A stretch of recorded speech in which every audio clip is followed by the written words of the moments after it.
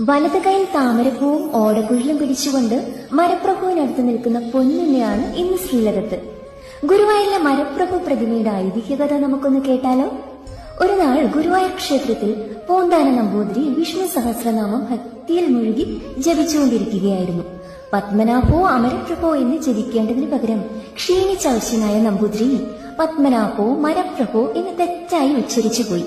ആ സമയത്ത് അവിടെ കടന്നു വന്ന മഹാപണ്ഡിതനായ ഭട്ടതിരിപ്പാട് പൂന്താനത്തിന്റെ അജ്ഞതയെ പുച്ഛത്തോടെ കളിയാക്കി സംസാരിക്കുണ്ടായത്രേ.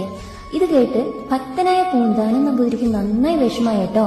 പൂന്താനം നമ്പൂതിരി നന്നായി കരയുകയുണ്ടായി. ഇത് കണ്ട് നമ്മുടെ ഗുരുവായൂരപ്പനുണ്ടോ സഹിക്കുന്നത്? തന്റെ പ്രിയപ്പെട്ട ഭക്തൻ വിഷമിച്ച് കരയുന്നത് കണ്ടിട്ട് എന്താ ചെയ്തേ ഗുരുവായൂരപ്പൻ ഉടനെ അരുളിപ്പാട് ചെയ്യുകയുണ്ടായി, മരപ്രഭുവും അമരപ്രഭുവും ഞാൻ തന്നെയാണെന്ന്.